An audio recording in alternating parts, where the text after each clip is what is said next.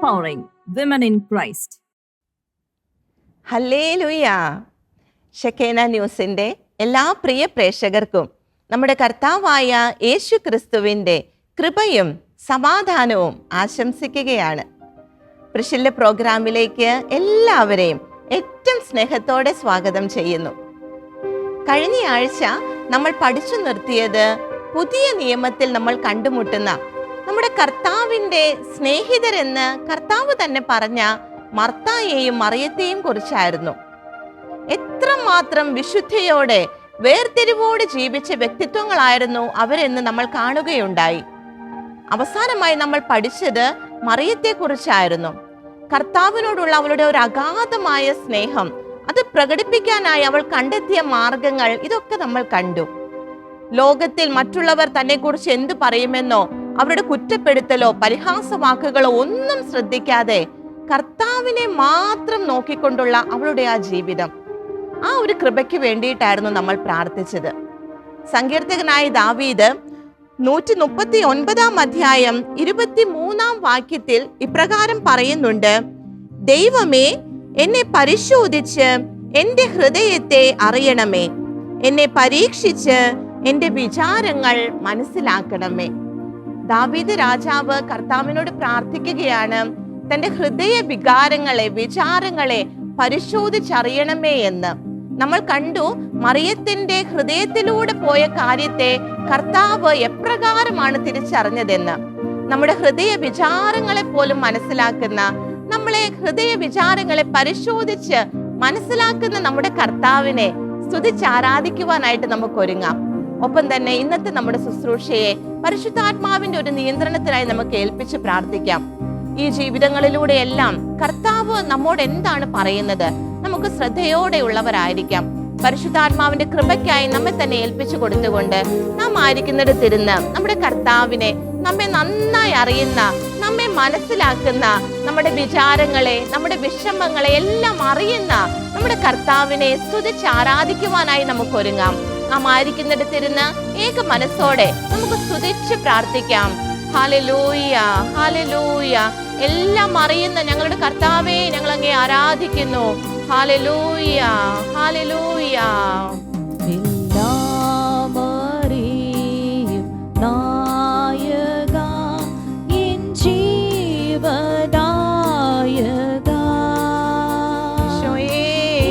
എന്നന്തരംഗശില്പിനി, നിൻ നാമം വാഴ്ത്തും ഞാൻ. ആരാധിക്കുന്നു ഈശോയേ. വൻ കൃപ ഞാനോർത്തു പാടുമേ. ഹല്ലേലൂയ. നിൻ ദിവ്യമാം സങ്കീർത്തനം ഞാനാർത്തു പാടുമേ. ഹല്ലേലൂയ. എല്ലാം അറിയും നായക, എൻ ജീവദായക, എന്നന്തരംഗശില്പിനി,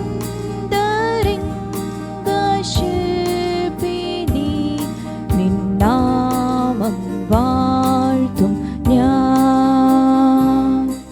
ഹല്ലേലൂയ. എല്ലാം അറിയുന്ന, ഞങ്ങളെ പരിപൂർണമായി മനസ്സിലാക്കുന്ന ഞങ്ങളുടെ പൊന്നു കർത്താവേ, ഞങ്ങൾ അങ്ങേ ആരാധിക്കുന്നു. ലോകത്തിന്റെ മുൻപിൽ അവർക്കൊന്നും മനസ്സിലാക്കാൻ സാധിക്കാത്ത ഞങ്ങളുടെ ഹൃദയ വികാരങ്ങളെ പോലും മനസ്സിലാക്കുന്ന ഞങ്ങളുടെ പ്രിയ ഈശോയെ, ഞങ്ങൾ അങ്ങേ ആരാധിക്കുന്നു. Hallelujah, hallelujah.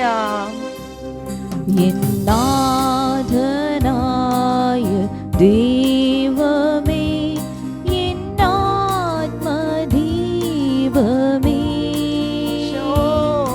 എൻ ഹൃദയം നീ പൂർണ്ണമായി അറിഞ്ഞിടേണമേ.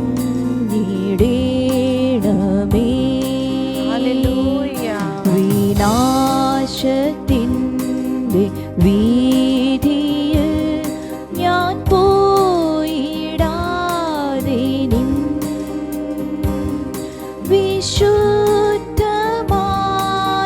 പാതയിൽ നീ കാത്തുകൊള്ളണമേ.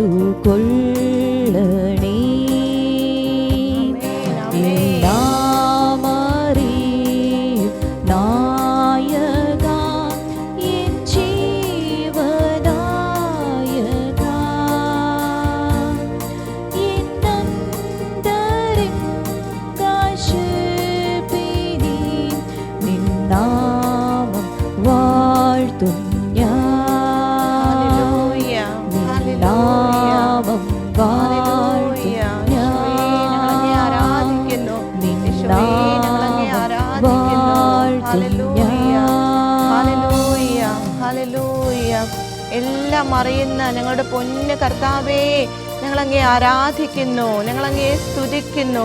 Hallelujah, hallelujah. ഈശോയെ ആരാധന, ഈശോയെ ആരാധന, ഈശോയെ ആരാധന. Hallelujah, hallelujah. ഞങ്ങളുടെ പ്രിയപ്പെട്ട അമ്മേ, മാതാവേ, കർത്താവിനെ ചേർന്ന വിധം ജീവിക്കുവാൻ ഞങ്ങളെ പഠിപ്പിച്ചു തന്ന ഞങ്ങളുടെ അമ്മേ, അമ്മ പറഞ്ഞതുപോലെ ഈശോ പറയുന്നതനുസരിച്ച് ജീവിക്കുവാനുള്ള കൃപ ഞങ്ങൾക്ക് ലഭിക്കുവാനായി അമ്മേ പ്രാർത്ഥിക്കണമേ. വിശുദ്ധ യൗസേപ്പിതാവേ, തിരുക്കുടുംബത്തിൻ്റെ പാലക, ഞങ്ങളുടെ കുടുംബങ്ങൾ കർത്താവിൻ്റെ ഹിതത്തിൽ മുന്നോട്ട് പോകുവാൻ ആ വലിയ കൃപ ഞങ്ങളുടെ കുടുംബത്തിന് ലഭിക്കുവാൻ യൗസേപ്പിതാവേ പ്രാർത്ഥിക്കണമേ. നമുക്ക് ചേർന്ന് പ്രാർത്ഥിക്കാം. നന്മ നിറഞ്ഞ മറിയമേ സ്വസ്തി, കർത്താവ് അങ്ങയോടുകൂടെ സ്ത്രീകളിൽ അങ്ങ് അനുഗ്രഹിക്കപ്പെട്ടവളാകുന്നു. അങ്ങയുടെ ഉദരത്തിൻ ഫലമായി ഈശോ അനുഗ്രഹിക്കപ്പെട്ടവനാകുന്നു. പരിശുദ്ധ മറിയമേ, തമ്പുരാന്റെ അമ്മേ, പാപികളായ ഞങ്ങൾക്ക് വേണ്ടി ഇപ്പോഴും ഞങ്ങളുടെ മരണസമയത്തും തമ്പുരാനോട് അപേക്ഷിക്കണമേ. ആമേൻ, ആമേൻ. യേശു ക്രിസ്തുവിൽ എൻ്റെ പ്രിയ സഹോദരങ്ങളെ, ഇന്നു മുതൽ നമ്മൾ പഠിക്കുവാനായി പോകുന്നത് പഴയ നിയമത്തിൽ ഏലിയ പ്രവാചകന്റെ കാലത്ത് ഉണ്ടായിരുന്ന ഒരു പാവപ്പെട്ട സാധാരണക്കാരിയായ വിജാതീയായ ഒരു വിധവയെക്കുറിച്ചാണ്. നമുക്കറിയാം, റൂത്തിനെ കുറിച്ചും റാഹാബിനെ കുറിച്ചും ഒക്കെ നമ്മൾ പഠിക്കുകയുണ്ടായി. വിജാതീയരായിരുന്ന, ലോകത്തിന്റെ മുൻപിൽ യാതൊരു സ്ഥാനമാനങ്ങളും ഉണ്ടാകാതിരുന്ന അവരെ എപ്രകാരമാണ് നമ്മുടെ കർത്താവ് തൻ്റെ വംശാവലിയിൽ ഇടം കൊടുത്ത് വലിയ ഉയർന്ന പദവിയിലേക്ക് അവരെ ഉയർത്തിയതെന്ന് നമ്മൾ കണ്ടു. അപ്രകാരമുള്ള ഒരു ജീവിതത്തെക്കുറിച്ചാണ് നമ്മൾ പഠിക്കുവാനായി പോകുന്നത്. ആ സഹോദരിയുടെ അല്ലെങ്കിൽ ആ വിധവയായ അമ്മയുടെ പേരോ മറ്റു വിവരങ്ങളോ ഒന്നും നമുക്കറിയത്തില്ല. ആകെ കർത്താവിൻ്റെ വചനം നമുക്ക് പറഞ്ഞു തരുന്നത് സീദോൻ എന്ന സ്ഥലത്ത് സറേഫാത്തിൽ താമസിച്ചിരുന്ന ഒരു വിധവ എന്നാണ്. സറേഫാത്തിലെ വിധവയെക്കുറിച്ചാണ് നമ്മൾ പഠിക്കുവാനായി പോകുന്നത്. രാജാക്കന്മാരുടെ 1-ാം പുസ്തകം 17-ാം അധ്യായത്തിലാണ് നമ്മൾ ഈ വിധവയെ കണ്ടുമുട്ടുന്നത്. നമുക്കറിയാം ഏലിയ പ്രവാചകന്റെ കാര്യങ്ങളൊക്കെ. വളരെ ശക്തനായ ഒരു ദൈവപുരുഷനായിരുന്നു ഏലിയ പ്രവാചകൻ. ആഹാബ് രാജാവിന്റെ കാലത്ത് രാജാവ് വളരെ തിന്മ നിറഞ്ഞ ഒരു ജീവിതത്തിലേക്ക് പോകുന്നതായി നമുക്കറിയാം. രാജാവും രാജാവിന്റെ ഭാര്യ ജെസബലും വിഗ്രഹാരാധന തുടങ്ങി കർത്താവിന്റെ ഹൃദയത്തെ ഒത്തിരിയേറെ വേദനിപ്പിക്കുന്ന തിന്മകൾ ഇസ്രായേലിലേക്ക് കൊണ്ടുവരികയുണ്ടായി. ഒത്തിരിയേറെ മുന്നറിയിപ്പുകൾ അവർക്ക് ലഭിച്ചെങ്കിലും തങ്ങളുടെ തെറ്റായ മാർഗത്തിൽ നിന്ന് പിന്തിരിയാൻ അവർ തയ്യാറായില്ല.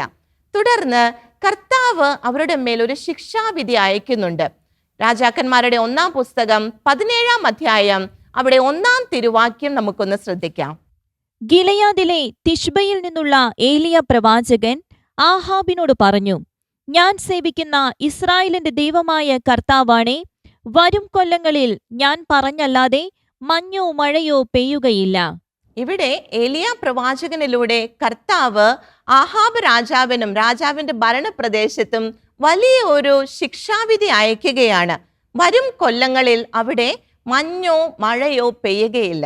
നമുക്കറിയാം, വർഷങ്ങൾ മഞ്ഞും മഴയും പെയ്യാതെ ഇരുന്നാൽ എന്താണ് സംഭവിക്കുക എന്നത്. ആ ദേശം വലിയൊരു വരൾച്ചയിലേക്ക്, വലിയൊരു ക്ഷാമത്തിലേക്ക്, കഷ്ടപ്പാടിന്റെ കാലത്തിലേക്ക് കടന്നു വരികയാണ്. ഈ സമയത്ത് ഏലിയ പ്രവാചകനെ കർത്താവ് വളരെ അത്ഭുതകരമായി കാത്തു സൂക്ഷിക്കുന്നുണ്ട്. കർത്താവ് പറയുന്നതനുസരിച്ച് കിറേത്ത് എന്ന് പറയുന്ന അരുവിക്ക് സമീപം ഏലിയ പ്രവാചകൻ പോയി താമസിക്കുന്നുണ്ട്. അവിടെ താമസിക്കുന്ന സമയത്ത് രാവിലെയും വൈകിട്ടും കാക്കകളെ അയച്ച് കർത്താവ് ഏലിയ പ്രവാചകൻ ആവശ്യമായ ഭക്ഷണം നൽകി പോന്നു. എന്നാൽ കുറെ നാളുകൾ കഴിഞ്ഞപ്പോൾ കിറേത്ത് അരുവിയിലെ വെള്ളം വറ്റുകയാണ്. അവിടെ വലിയ കൊടിയ വരൾച്ചയാണ്. ആ സമയത്ത് ആ അരുവിയിലെ വെള്ളവും വറ്റിപ്പോയി. അതോടെ ഏലിയ പ്രവാചകന് അവിടെ മുന്നോട്ട് പോകാൻ സാധിക്കാത്തൊരവസ്ഥ വരികയാണ്. ഈ സമയത്താണ് സറേഫാത്തിലെ വിധവയെ കർത്താവ് നമുക്ക് മുൻപിലേക്ക് കൂട്ടിക്കൊണ്ടുവരുന്നത്. നമുക്ക് വചനഭാഗത്തേക്ക് പോകാം.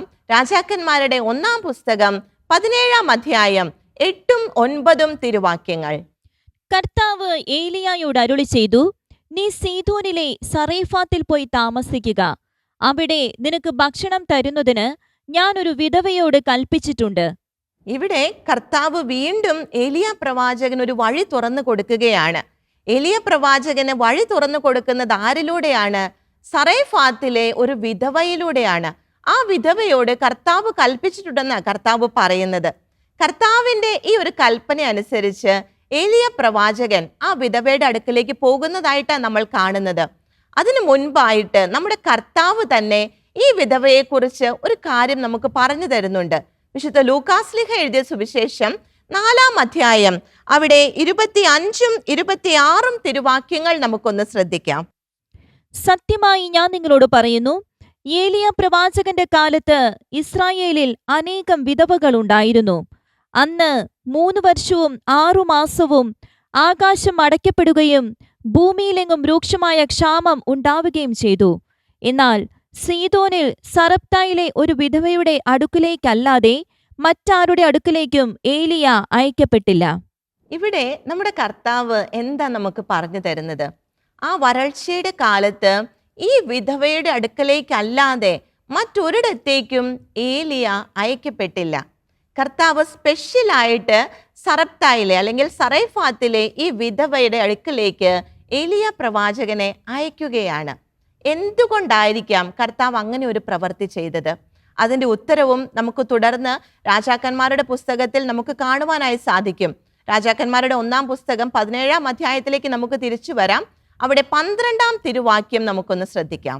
അവൾ പറഞ്ഞു, നിന്റെ ദൈവമായ കർത്താവാണേ, എന്റെ കയ്യിൽ അപ്പമില്ല. ആകെയുള്ളത് കലത്തിൽ 1 പിടി മാവും ഭരണിയിൽ അല്പം എണ്ണയുമാണ്. ഞാൻ 2 ചുള്ളിവിറക് പെറുക്കുകയാണ്. ഇത് കൊണ്ടുചെന്ന് അപ്പമുണ്ടാക്കി എനിക്കും എന്റെ മകനും കഴിക്കണം. പിന്നെ ഞങ്ങൾ മരിക്കും. ഇവിടെ നമ്മുടെ സറൈഫാത്തിലെ വിധവയെക്കുറിച്ച് കർത്താവ് വളരെ വിശദമായി നമുക്ക് പറഞ്ഞു തരികയാണ്. കർത്താവ് എന്താ ഏലിയ പ്രവാചകനോട് പറഞ്ഞത്? സറൈഫാത്തിൽ ഒരു വിധവയോട് ഞാൻ കൽപ്പിച്ചിട്ടുണ്ട്, നിനക്ക് ഭക്ഷണം അവൾ തരുമെന്ന് പറഞ്ഞ് അത് കേട്ട് ഏലിയ പ്രവാചകൻ ഈ വിധവയുടെ അടുക്കലേക്ക് എത്തുകയാണ്. അവിടെ എത്തിയപ്പോൾ വിധവ എന്താണ് പറഞ്ഞതെന്നാ നമ്മളിപ്പോൾ കേട്ടത്. യാതൊരു നിവൃത്തിയുമില്ലാത്ത വളരെ വഴിമുട്ടി നിൽക്കുന്ന ഒരു വിധവയുടെ അടുക്കലേക്കാണ് ഏലിയ പ്രവാചകൻ അയക്കപ്പെടുന്നത്. അവൾ എന്ത് ചെയ്യുവാന്നാ പറയുന്നേ? ചുള്ളിക്കമ്പുകൾ പെറുക്കി അവസാനത്തെ അപ്പം ഉണ്ടാക്കാനുള്ള തയ്യാറെടുപ്പിലാണ്. അതുണ്ടാക്കി അവളും മകനും കഴിച്ച ശേഷം അവൾ മരിക്കാനുള്ള ഒരു തയ്യാറെടുപ്പിൽ നിൽക്കുന്ന സമയത്താണ് ഏലിയ പ്രവാചകൻ ആ കുടുംബത്തിലേക്ക് കടന്നു ചെല്ലുന്നത്. എൻ്റെ സഹോദരങ്ങളെ, ഈ സറൈഫാത്തിലെ വിധവ വഴിമുട്ടി നിൽക്കുകയായിരുന്നു. വഴിമുട്ടി നിന്ന് ജീവിതം അവസാനിപ്പിക്കാനുള്ള ഒരു ശ്രമത്തിലായിരുന്നു ഈ വിധവ നിൽക്കുന്നത്. ആ സമയത്താണ് കർത്താവ് ഏലിയ പ്രവാചകനെ, തൻ്റെ ദാസനെ അവളുടെ അടുക്കലേക്ക് അയക്കുന്നത്. വഴിമുട്ടി നിൽക്കുന്ന പലരും ഈ ശുശ്രൂഷയിൽ പങ്കെടുക്കുന്നുണ്ട്. എൻ്റെ പ്രിയ സഹോദരങ്ങളെ, നമ്മുടെ കർത്താവ് എല്ലാം അറിയുന്നവനാണെന്ന് നമ്മൾ ഈ ശുശ്രൂഷയുടെ ആരംഭത്തിൽ കാണുകയുണ്ടായി. വഴിമുട്ടി നിൽക്കുന്ന നമ്മുടെ അവസ്ഥയെയും കർത്താവ് കാണുന്നുണ്ട്. ഇതുപോലെ കർത്താവ് നമ്മളെ വെറുതെ അങ്ങോട്ട് ഉപേക്ഷിച്ച് കളയുന്ന ദൈവമല്ല. കർത്താവ് വേണ്ടുന്നതായതെല്ലാം പ്ലാൻ ഒരുക്കി തയ്യാറാക്കി വെച്ചിട്ടുണ്ട്. നമ്മൾ ശാന്തമായിട്ടിരുന്നാൽ മതി. ഈ വിധവ അവളെല്ലാം കഴിഞ്ഞു എന്ന് വിചാരിച്ച് മുന്നോട്ട് പോകാൻ യാതൊരു നിവൃത്തിയുമില്ലാതെ അവസാന മണിക്കൂറുകൾ എണ്ണി എണ്ണി കഴിയുന്നവളാണ്. ആ അപ്പം ഉണ്ടാക്കി കഴിച്ച ശേഷം അവൾ, ആ അമ്മയും മകനും മരിക്കാൻ തയ്യാറായി നിൽക്കുകയാണ്. അപ്പോഴാണ് നമ്മുടെ ലൂക്കാസ്ലിഹയുടെ സുവിശേഷത്തിൽ നമ്മൾ വായിച്ചു കേട്ടതുപോലെ 4-ാം അധ്യായം 26-ാം വാക്യം നമുക്ക് ഒരിക്കൽ കൂടി ആ വചനം ഒന്ന് ശ്രദ്ധിക്കാം. എന്നാൽ സീദോനിൽ സറപ്തായിലെ ഒരു വിധവയുടെ അടുക്കിലേക്കല്ലാതെ മറ്റാരുടെ അടുക്കിലേക്കും ഏലിയ അയക്കപ്പെട്ടില്ല. കർത്താവ് ആ വിധവയുടെ അടുക്കലേക്ക് ഏലിയ പ്രവാചകനെ അയച്ചത് എന്തിനായിരുന്നു എന്നപ്പോൾ നമ്മൾ കണ്ടു. എന്തുകൊണ്ടെന്നാൽ അവൾ വഴിമുട്ടി നിൽക്കുകയായിരുന്നു. അവൾ തൻ്റെ ജീവിതത്തിൽ ഗത്യന്തരമില്ലാതെ നിൽക്കുകയായിരുന്നു. ഇനി ഒന്നും ചെയ്തിട്ട് കാര്യമില്ലാത്തൊരവസ്ഥയിൽ നിൽക്കുകയായിരുന്നു. കൊടിയ ദാരിദ്ര്യമാണ്. നാട്ടിലെങ്ങും ഒന്നും കിട്ടാനില്ല. വരൾച്ചയുടെ സമയമാണ്. തൻ്റെ കയ്യിലുള്ള അവസാന പിടി മാവ് കൊണ്ട് അപ്പമുണ്ടാക്കി തൻ്റെ ജീവിതത്തിൻ്റെ അവസാന ക്ഷണത്തിലായിരിക്കുന്ന ആ വിധവയുടെ അടുക്കലേക്കാണ് ഏലിയ പ്രവാചകൻ അയക്കപ്പെട്ടത്. ആ അമ്മയുടെ പ്ലാനും പദ്ധതിയും എന്തായിരുന്നു? എന്നാൽ കർത്താവിൻ്റെ പ്ലാൻ എന്തായിരുന്നു? അവിടെയാണ് സഹോദരങ്ങളെ നമ്മുടെ കർത്താവിൻ്റെ ആ ഒരു സർവാധിപത്യത്തെ, സർവശക്തിയെ നമ്മൾ അംഗീകരിക്കേണ്ടതായി വരുന്നത്. സുഭാഷിതങ്ങളുടെ പുസ്തകം 16 അധ്യായം 9 തിരുവാക്യത്തിൽ കർത്താവിന്റെ വചനം നമുക്കൊരു ആഹ്വാനം തരുന്നുണ്ട്. മനുഷ്യൻ തന്റെ മാർഗം ആലോചിച്ചു വെക്കുന്നു. അവന്റെ കാലടികളെ നിയന്ത്രിക്കുന്നത് കർത്താവാണ്. മനുഷ്യൻ എന്തൊക്കെ ആലോചിച്ചു വെച്ചാലും അതിനനുസരിച്ചല്ല കാര്യങ്ങൾ മുന്നോട്ട് പോവുക. കർത്താവിൻ്റെതായ ഒരു പദ്ധതിയുണ്ട്. നമുക്കറിയാം കർത്താവിന്റെ ആ വചനം, ആ പദ്ധതി ഒരിക്കലും നമ്മുടെ നാശത്തിനുള്ളതല്ല. നമുക്ക് ശുഭമായ ഭാവി നൽകുന്ന കർത്താവിന്റെ ആ പദ്ധതി കർത്താവിന്റെ മനസ്സിലുണ്ട്. അതിന് വേണ്ടുന്നതെല്ലാം കർത്താവ് ഒരുക്കിയിട്ടുമുണ്ട്. നമ്മൾ അത് പ്രാപിക്കുക മാത്രമേ ചെയ്യേണ്ടതായിട്ടുള്ളൂ. ഇവിടെ കൃത്യസമയത്ത് കർത്താവിന്റെ ആ ഒരു കൃത്യസമയമുണ്ട്. ആ സമയത്ത് കർത്താവ് ഇടപെടുകയാണ്. ആ വഴി മുട്ടി നിൽക്കുന്ന, ഗത്യന്തരമില്ലാതെ നിൽക്കുന്ന, ജീവിതത്തിന്റെ അറ്റം കണ്ടു നിൽക്കുന്ന സറേഫാത്തിലെ വിധവയുടെ അടുക്കലേക്ക് ദൈവപുരുഷനായ ഏലിയ കടന്നു വരികയാണ്. എൻ്റെ പ്രിയ സഹോദരങ്ങളെ, വഴിമുട്ടി നിൽക്കുന്നവർക്കുള്ള സന്ദേശമാണ് ഇന്ന് കർത്താവ് നമുക്ക് നൽകുന്നത്. സറേഫാത്തിലെ വിധവയെ പോലെ കഷ്ടപ്പെട്ട് ബുദ്ധിമുട്ടി സങ്കടപ്പെട്ടിരിക്കുന്ന ഒത്തിരി പേരുണ്ട്. പലവിധ മേഖലകളായിക്കൊള്ളട്ടെ, മുന്നോട്ട് പോകാൻ മാർഗമില്ലാത്ത പലരുമുണ്ട് നമ്മുടെ ചുറ്റും. അവർക്കൊക്കെയുള്ള കർത്താവിൻ്റെ വലിയ ഒരു ആശ്വാസ ദൂതാണ് ഇവിടെ കർത്താവ് നമുക്ക് നൽകുന്നത്. ഏലിയ പ്രവാചകനെ സറേഫാത്തിലെ വിധവയുടെ അടുക്കലേക്ക് അയച്ചതുപോലെ നമുക്ക് വേണ്ടിയും ഒരു പദ്ധതി കർത്താവിൻ്റെ മനസ്സിലുണ്ട്. യെശയ്യാ പ്രവാചകന്റെ പുസ്തകം 43 അധ്യായത്തിൽ 13 തിരുവാക്യം നമുക്കൊന്ന് ശ്രദ്ധിക്കാം. ഞാനാണ് ദൈവം, ഇനിയും അങ്ങനെയായിരിക്കുകയും ചെയ്യും. എന്റെ പിടിയിൽ നിന്ന് ആരെയെങ്കിലും വിടുവിക്കാൻ ആർക്കും സാധിക്കുകയില്ല. എന്റെ പ്രവൃത്തിയെ തടസ്സപ്പെടുത്താൻ ആർക്ക് കഴിയും? കർത്താവ് ചോദിക്കുകയാണ്, എൻ്റെ പ്രവൃത്തിയെ തടസ്സപ്പെടുത്താൻ ആർക്ക് കഴിയുമെന്ന്. കർത്താവ് നമുക്ക് വേണ്ടി ഒരു പദ്ധതി ഒരുക്കി വെച്ചിട്ടുണ്ട്. എത്രമാത്രം വലിയ തടസ്സമെന്ന് നമുക്ക് തോന്നിയാലും അതിനെ തടസ്സപ്പെടുത്താനായിട്ട് ഒന്നിനും സാധിക്കുകയില്ല. ഞാനാണ് ദൈവം എന്ന് കർത്താവ് ഇവിടെ എടുത്തു പറയുകയാണ്. കർത്താവിൻ്റെ പ്രവൃത്തിയെ, കർത്താവിൻ്റെ പദ്ധതിയെ തടസ്സപ്പെടുത്താനായിട്ട് ഒന്നിനും സാധിക്കുകയില്ല. ആ പദ്ധതി ഒരിക്കലും നമ്മുടെ നാശത്തിനായിട്ടുള്ളതല്ല. എങ്ങനെ പോയാലും അത് നമ്മുടെ ക്ഷേമത്തിനുള്ളതാണ്, ശുഭമായ ഭാവി തരുന്നതാണ്. സറേഫാത്തിലെ വിധവയെ നമ്മൾ കണ്ടു. മാനുഷികമായി ചിന്തിച്ചാൽ അവൾക്ക് അവിടെ ഒരു ഫുൾ സ്റ്റോപ്പാണ്, പിന്നെ മുന്നോട്ടൊന്നുമില്ല. എന്നാൽ കർത്താവിൻ്റെ പദ്ധതിയിൽ വളരെ ശ്രേഷ്ഠമായ ഒരു പ്ലാൻ അവൾക്ക് വേണ്ടി ഉണ്ടായിരുന്നു. യെശയ്യാ പ്രവാചകന്റെ പുസ്തകത്തിൽ 43 അധ്യായത്തിൽ തന്നെ 15 16 വാക്യങ്ങൾ നമുക്കൊന്ന് ശ്രദ്ധിക്കാം. ഇസ്രായേലിന്റെ സൃഷ്ടാവും നിങ്ങളുടെ രാജാവും പരിശുദ്ധനുമായ കർത്താവാണു ഞാൻ, സമുദ്രത്തിൽ വഴിവെട്ടുന്നവനും പെരുവെള്ളത്തിൽ പാതയൊരുക്കുന്നവനും. കർത്താവ് തൻ്റെ പേര് എന്തെന്നാ ഇവിടെ പറയുന്നേ? സമുദ്രത്തിൽ വഴിവെട്ടുന്നവൻ, പെരുവെള്ളത്തിൽ പാതയൊരുക്കുന്നവൻ.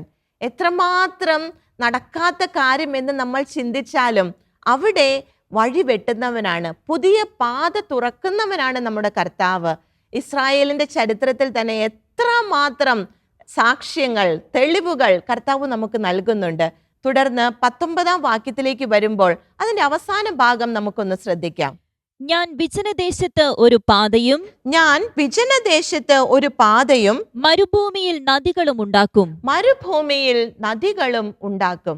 വിജനദേശത്ത് ഒരു പാത, മരുഭൂമിയിൽ വഴികൾ ഉണ്ടാക്കുന്നവനാണ് നമ്മുടെ കർത്താവ്. അതായത് മാനുഷികമായി ചിന്തിച്ചാൽ നടക്കാത്ത സാധ്യതകളിലൂടെ കർത്താവ് തൻ്റെ പദ്ധതി നിർവഹിക്കുക തന്നെ ചെയ്യും. എൻ്റെ പ്രിയ സഹോദരങ്ങളെ, ഇസ്രായേലിനെ ആ മരുഭൂമിയിലൂടെ കൊണ്ടു നടന്ന ആ സംഭവം നമ്മളൊന്ന് ആലോചിച്ച് നോക്കിക്കേ. അവർ വഴിമുട്ടി നിന്ന ഒത്തിരിയേറെ സാധ്യതകൾ ഉണ്ടായിരുന്നു. ഒത്തിരിയേറെ പ്രാവശ്യം അവർക്ക് മുന്നോട്ട് പോകാൻ സാധിക്കാത്ത അവസ്ഥകൾ ഉണ്ടായിരുന്നു. അപ്പോഴൊക്കെ കർത്താവ് വഴി വെട്ടി അവരെ മുന്നോട്ട് കൊണ്ടുപോകുന്നതാണ് നമ്മൾ കാണുന്നത്. ചെങ്കടലിന് മുന്നിൽ അവർ നിൽക്കുന്നു. മുൻപിൽ ചെങ്കടലാണ്, പുറകിൽ ഫറവോയുടെ സൈന്യമാണ്. അവർ സ്റ്റക്കാണ്. എന്നാൽ ആരും പ്രതീക്ഷിക്കാത്ത രീതിയിൽ കർത്താവ് പാത തുറന്ന് അവരെ സമുദ്രത്തിന്റെ നടുവിലൂടെ കൊണ്ടുപോവുകയാണ്. എത്രയോ ശ്രേഷ്ഠമായ പദ്ധതിയാണ് നമ്മുടെ കർത്താവിനുള്ളതെന്നൊന്ന് ചിന്തിച്ചു നോക്കിയ സഹോദരങ്ങളെ. മരുഭൂമിയിൽ അവർ വിശന്ന് തളർന്നു നിൽക്കുമ്പോൾ അവർക്ക് മന്നയായും കാടപ്പക്ഷിയായും വളരെ ശ്രേഷ്ഠമായ വിരുന്നൊരുക്കുന്ന ഒരു കർത്താവാണ് നമുക്കുള്ളത്. വെള്ളം ദാഹിച്ചു വലഞ്ഞ് അവർ നിൽക്കുമ്പോൾ പാറയിൽ നിന്ന് വെള്ളം ഒഴുക്കി അവരുടെ ദാഹത്തെ ശമിപ്പിക്കുന്ന ഒരു കർത്താവിനെ നമ്മൾ കാണുന്നത്. തുടർന്ന് വീണ്ടും വീണ്ടും ഓരോ കാര്യത്തിലും അവർക്ക് വേണ്ടുന്നതായതെല്ലാം ചേർത്ത് കൊടുക്കുന്ന, മാനുഷികമായിട്ട് ചിന്തിക്കാൻ പോലും സാധിക്കാത്ത രീതിയിൽ അവരെ മുന്നോട്ട് കൊണ്ടുപോകുന്ന കർത്താവിനെ നമ്മൾ കാണുന്നത്.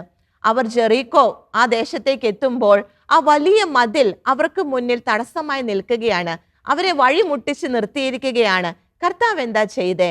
കർത്താവ് ആ മതിലിനെ അങ്ങോട്ട് പൊളിക്കുകയാ ചെയ്യുന്നത്. അവർക്ക് വഴി തുറന്നു കൊടുക്കുന്ന ഒരു ദൈവത്തെയാണ് നമ്മൾ കാണുന്നത്. എൻ്റെ പ്രിയ സഹോദരങ്ങളെ, പരിശുദ്ധ ബൈബിളിൽ ഉടനീളം വഴി തുറന്നു തരുന്ന, വഴിമുട്ടി നിൽക്കുമ്പോൾ വളരെ അത്ഭുതകരമായ രീതിയിൽ, മാനുഷികമായി ചിന്തിക്കാൻ പോലും കഴിയാത്ത രീതിയിൽ വഴി തുറന്നു തരുന്ന ദൈവത്തെയാണ് നമ്മൾ കാണുന്നത്.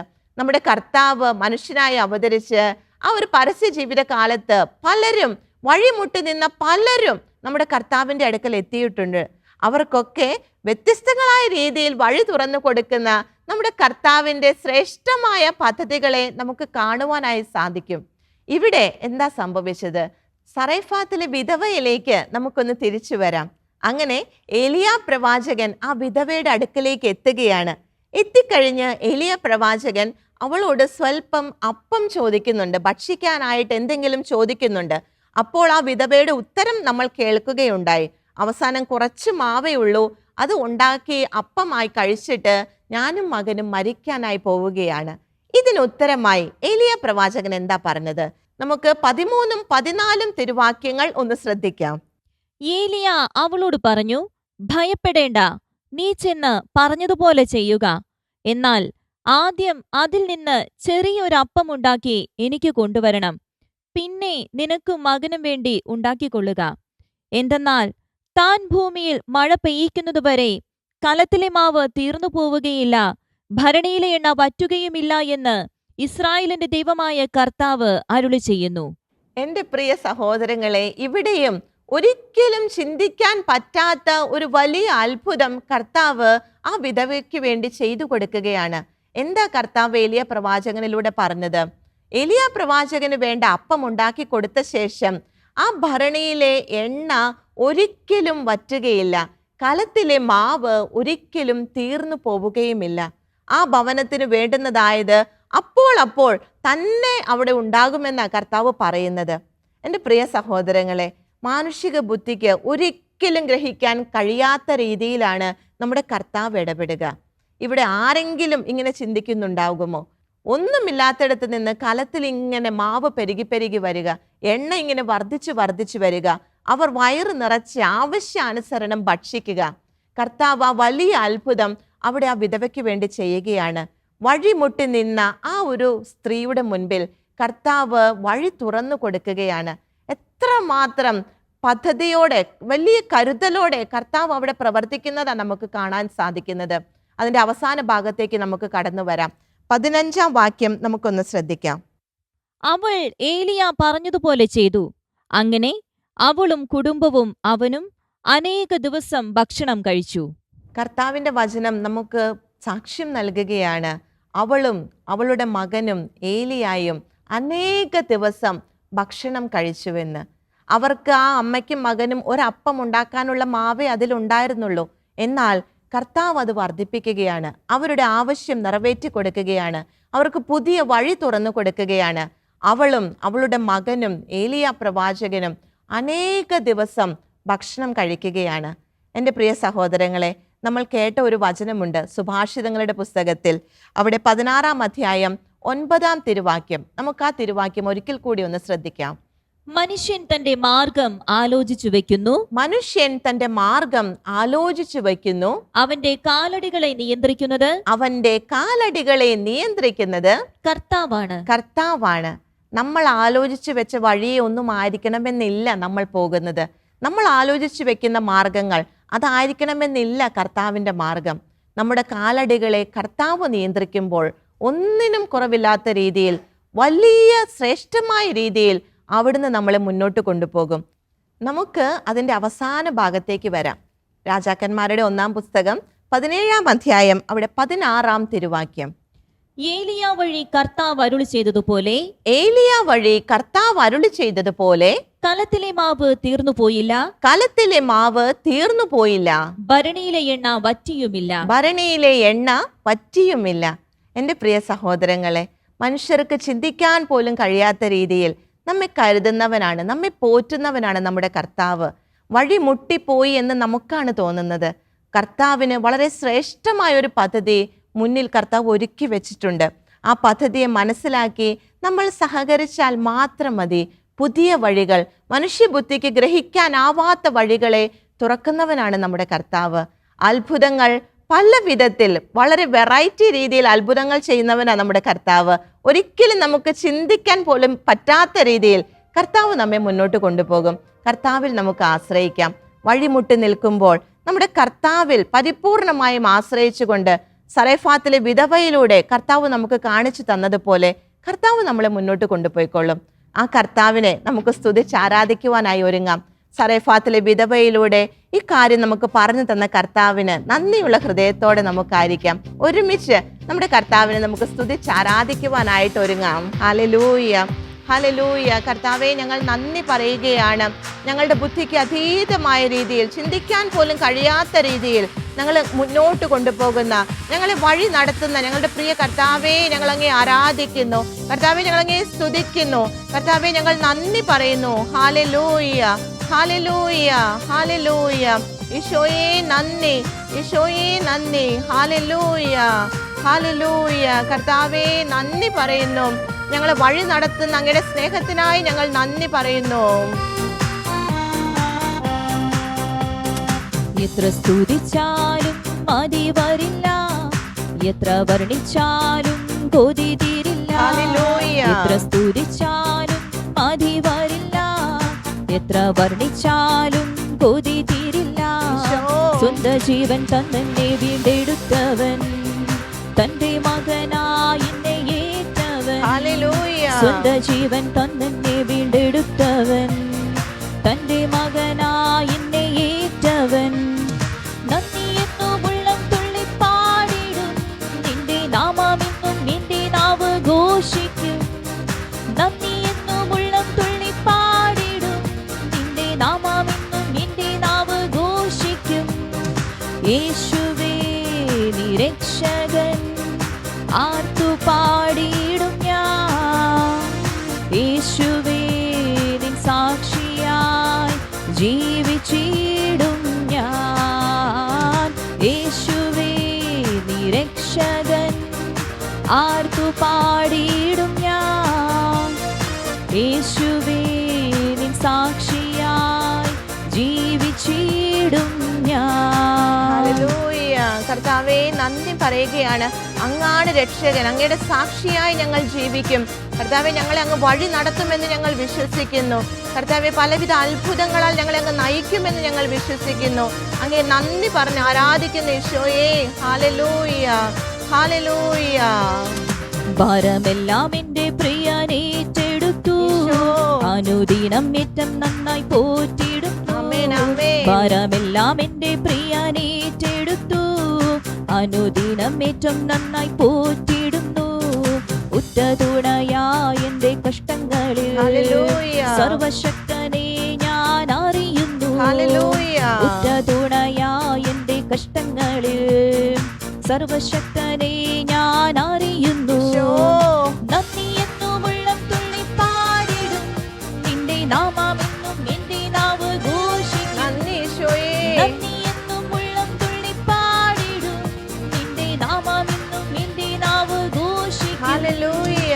യേശുവേ നീ രക്ഷകൻ, ആർത്തു പാടിയിടും ഞാൻ. ഈശോയേ നന്ദി. യേശുവേ നിൻ സാക്ഷിയായി ജീവിച്ചിടും ഞാൻ. ഏറ്റുപറയുന്നു ഈശോയേ. യേശുവേ നീ രക്ഷകൻ, ആർത്തു പാടിയിടും ഞാൻ. യേശുവേ നിൻ സാക്ഷിയായി ജീവിച്ചിടും ഞാൻ. ഹല്ലേലൂയ. ജീവിച്ചിടും ഞാൻ. ഹല്ലേലൂയ. ജീവിച്ചിടും ഞാൻ. ഈശോയേ നന്ദി, ഈശോയേ നന്ദി, ഈശോയേ നന്ദി. Hallelujah, hallelujah. യേശുവേ നന്ദി. ഹല്ലേലൂയ. ആമേൻ. എൻ്റെ പ്രിയ സഹോദരങ്ങളെ, സറേഫാത്തിലെ വിധവയിലൂടെ കർത്താവ് നമ്മളോട് പറഞ്ഞതുപോലെ വഴിമുട്ടി നിൽക്കാൻ ഒരിക്കലും നമ്മുടെ കർത്താവ് അനുവദിക്കുകയില്ല. നമ്മൾ താഴ്മയോടെ നിന്നാൽ മതി. കർത്താവിൻ്റെ പദ്ധതിയിൽ വളരെ ശ്രേഷ്ഠമായ കാര്യങ്ങൾ നമുക്കായി ഒരുക്കി വെച്ചിട്ടുണ്ട്. നമുക്ക് വിശ്വസിക്കാം, അതനുസരിച്ച് നമ്മളുടെ ജീവിതങ്ങളിൽ നമുക്ക് മുന്നേറാം. കർത്താവ് എല്ലാവരെയും സമൃദ്ധമായി അനുഗ്രഹിക്കുകയും പരിപാലിക്കുകയും ചെയ്യട്ടെ. നിങ്ങളുടെ അഭിപ്രായങ്ങളും പ്രാർത്ഥനാ നിയോഗങ്ങളും ഞങ്ങളെ അറിയിക്കുക. ഞങ്ങളുടെ നമ്പർ 9495219811. ഞങ്ങളുടെ ഇമെയിൽ priscilla@gmail.com. ഞങ്ങളുടെ address പ്രിഷില്ല Shekinah news, Thalikkode, Pattikkad PO, Thrissur, Kerala 680652.